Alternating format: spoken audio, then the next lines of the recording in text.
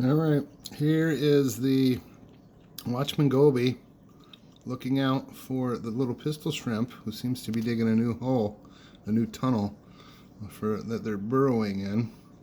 You can see the sand is all kicked up all over my tank. He's doing little holes everywhere, tunnels underneath this rock. And he's a pretty good watch out, this Goby. See, here he comes. There's the pistol shrimp, digging away. And if this firefish would get its tail out of the picture, it would be a better video, but doing the best I can here. But I didn't really go through all my fish last time. But this firefish, the purple one, that's Cecilia. This is Hector Camacho right here. This firefish. This guy over here, this chromie, is named Juan. And Juan eats a lot. My two clownfish, here's one, there's the other. The big one is Minnie. She's the big one, and she's a little bit of a bully. And then the little one is Mickey, and he's got a little more black on his fins, and his eye is more black. Minnie's eye is kind of orange. Come on, focus, there you go.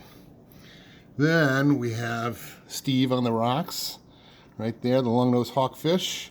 We have Mrs. Susan, the cleaner shrimp.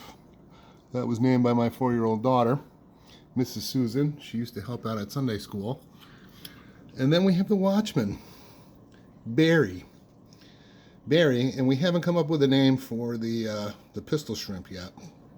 I don't know what that's going to be, but we'll have to have a family meeting about it.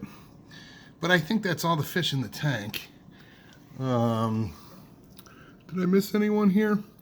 Oh, and Charlene. There she is.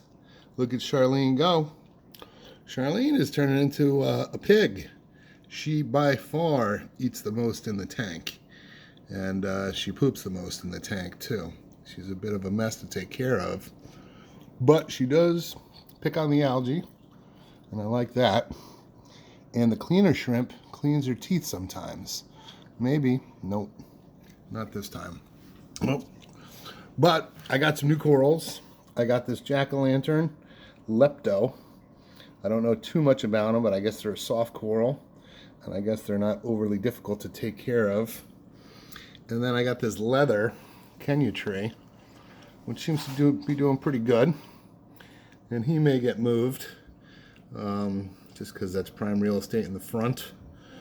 And I'm not sure if I want to keep him in the front. But other happenings since my last video, the anemone is gone. I'm not sure where he happened off to, but he was right underneath that rock, and he's no longer there, and I can't seem to find him anywhere in the tank. I'm not sure if he's in a rock somewhere, tucked away into a little nub.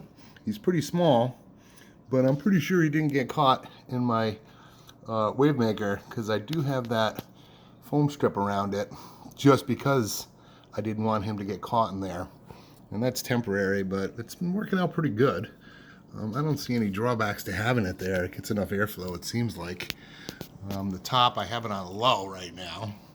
And I'm getting good waves on the top of the tank. I tried cleaning the tank a little bit. My nitrates are a bit high. Oh, here he comes. Move your tush. I can't see the pistol shrimp, but the nitrates are high. I did a 5-gallon water change Saturday morning.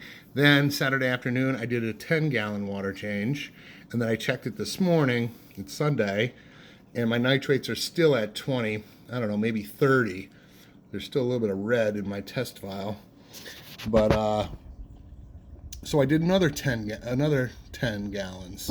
So all my gallons are empty down here, which, I don't know. I'm a little bummed out that it hasn't come down.